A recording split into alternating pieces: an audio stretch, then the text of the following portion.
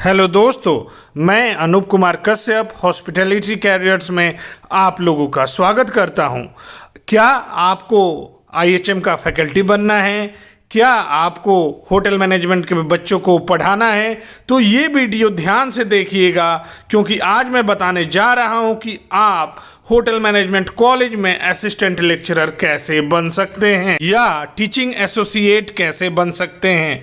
तो इसके लिए एक एग्जामिनेशन होता है जिसका नाम है NHTET। NHTET means national hospitality teachers eligibility test. पूरा डिटेल्स बताने से पहले मैं आपको ये बता दूं, मैंने ये एग्जामिनेशन 2018 में क्लियर किया था। इसमें मेरा ऑल इंडिया 4th रैंक आया था। पेपर फर्स्ट में मेरे 50 मार्क्स थे, पेपर 2 में 64 मार्क्स थे, पेपर 3 में 131 मार्क्स थे। टोटल मेरे 250 मार्क्स थे आउट ऑफ 400 जो टोटल नंबर रहते हैं NHTET के। अब हम बात करते हैं कि यह एग्जामिनेशन कौन कंडक्ट करवाता है। तो यह NCHMCT कंडक्ट करवाता है, that is national council for hotel management and catering technology. यह एक ऑटोनोमस बॉडी है जो ministry of tourism government of India के तहत आती है। इसी के अंडर जितने भी गवर्नमेंट होटल मैनेजमेंट कॉलेज हैं वो इसी के अंडर आते हैं।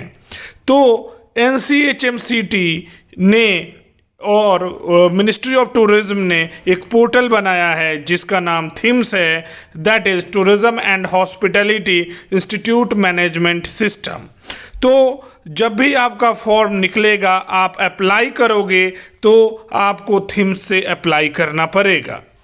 अभी इस एग्ज़ाम का कोई नोटिफिकेशन नहीं आया है, लेकिन आफ्टर 2 मंथ इसका नोटिफिकेशन आ सकता है, तो हमेशा ये साइट विजिट करते रहिए।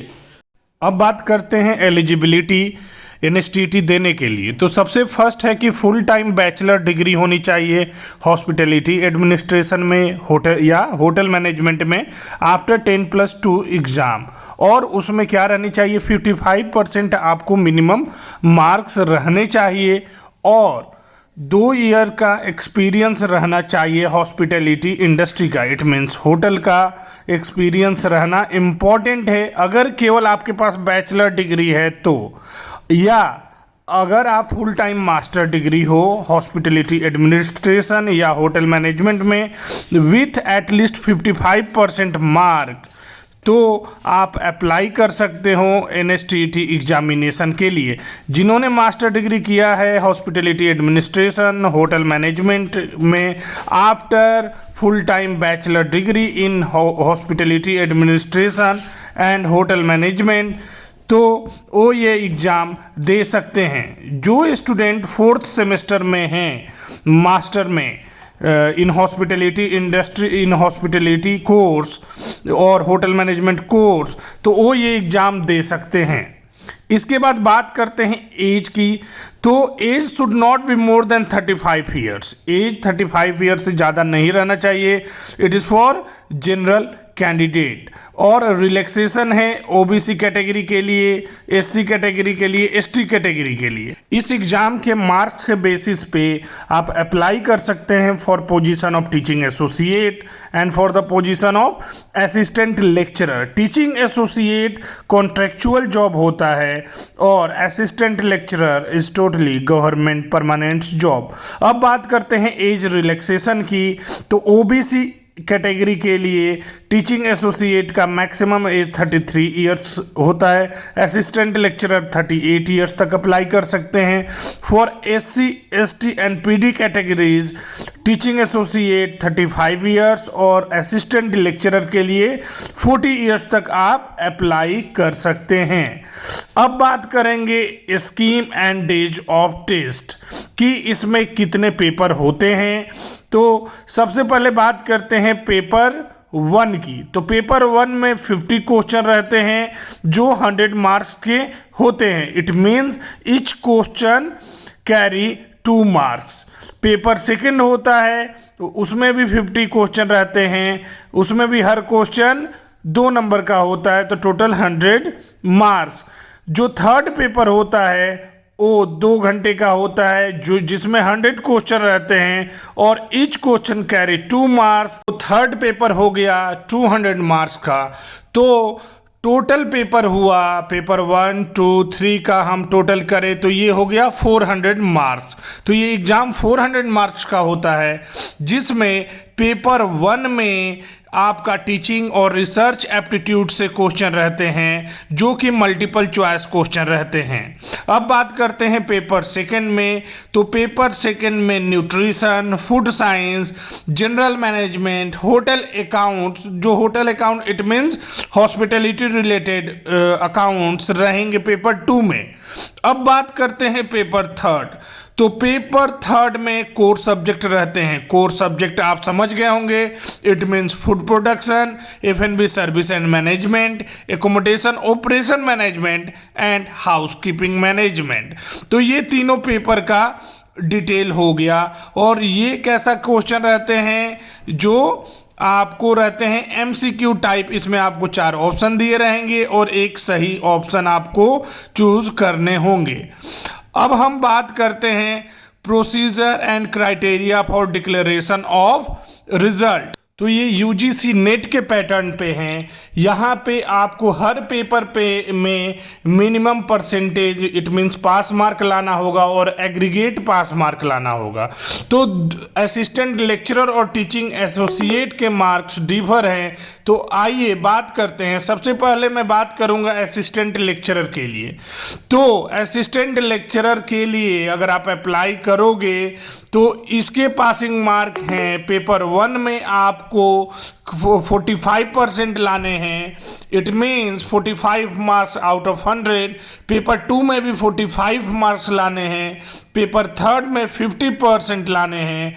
तो एग्रीगेट आपको 50% लाना है, इट मीन्स आउट ऑफ 400 आपको 200 नंबर चाहिए अगर आप जनरल, EWH और OBC कैटेगरी से आते हैं। तो अगर आप SC, ST और PW कैटेगरी से आते हैं तो पेपर 1 में 40%, पेपर 2 में 40%, पेपर 3 में 45% और एग्रीगेट 180 नंबर।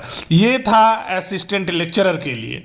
अगर टीचिंग एसोसिएट का क्या है, जनरल, EWS, OBC के लिए पेपर 1 में 40%, पेपर 2 में 40%, पेपर 3 में 45% और एग्रीगेट 180 नंबर लाने होंगे, इट मीन्स 45%। तो आप अप्लाई कर सकते हैं टीचिंग एसोसिएट के लिए। और SC, ST, PWD कैंडिडेट को लाने होंगे पेपर 1 में 35%, पेपर 2 में 35%, पेपर 3 में 40%, it means total 160 mark out of 400। तो ये टीचिंग एसोसिएट के लिए फॉर्म फिलअप कर सकते हैं। इसके बाद स्टेप 2 क्या है कि जब इसके बाद मार्कशीट आएगी आपकी, उसके बेसिस पे जहाँ भी वैकेंसी आएगी IHM में, जो कि NCHM से एफिलिएटेड हैं, तो आप उस पोस्ट के अगेंस्ट अप्लाई कर सकते हो। तो उसके बाद अब अगला नेक्स्ट मैं बताऊंगा कि validity of the NSTT certificate, कि NSTT का मार्क्स कब तक वैलिड है। तो जब तक मैक्सिमम एज है तब तक ये NSTT सर्टिफिकेट वैलिड रहेगा। जैसे कि जनरल एंड EWS कैटेगरी के लिए असिस्टेंट लेक्चरर के लिए वैलिड ये सर्टिफिकेट 35 ईयर्स तक रहेगा, टीचिंग एसोसिएट के लिए 30 ईयर्स तक रहेगा, OBC कैटेगरी के लिए असिस्टेंट लेक्चरर के लिए 38 ईयर्स तक वैलिड रहेगा, टीचिंग एसोसिएट के लिए 33 ईयर्स तक रहेगा। SC, ST and PD categories के लिए असिस्टेंट लेक्चरर के लिए 40 ईयर्स तक ये सर्टिफिकेट वैलिड रहेगा एंड टीचिंग एसोसिएट 35 ईयर्स तक रहेगा। तो इस एज तक आप अप्लाई कर सकते हो, आपके पास अगर ये सर्टिफिकेट है तो। अब हम बात करेंगे जब आप ये पेपर क्लियर कर लेते हो तो उसके बाद अगर किसी भी IHM में वैकेंसी निकलती है तो आप अप्लाई करोगे। अप्लाई करने के बाद वहाँ पे जाओगे तो क्या होगा, स्किल टेस्ट होगा क्योंकि गवर्नमेंट ऑफ इंडिया ने ग्रुप बी और सी के लिए इंटरव्यू नहीं करवाती है। तो आपका स्किल टेस्ट होगा। तो स्किल टेस्ट में क्या होगा, आपके जो कोर डिपार्टमेंट है, इट मीन्स फूड प्रोडक्शन में बेकरी भी आती है, उसके बाद front office, house keeping, F&B service, उसमें आपको प्रैक्टिकल स्किल टेस्ट देना होगा। जैसे हाउस कीपिंग में बेड के मेकिंग हो सकता है, फ्लावर अरेंजमेंट हो सकता है, F&B सर्विस में टेबल लेआउट हो सकता है, फ्रंट ऑफिस में check in check out procedure हो सकता है।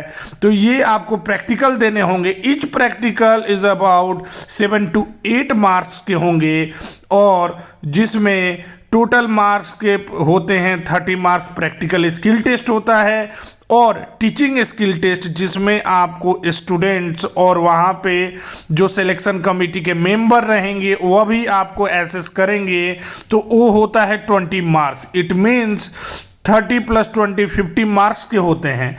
तो इसका पास मार्क रहता है असिस्टेंट लेक्चरर के लिए।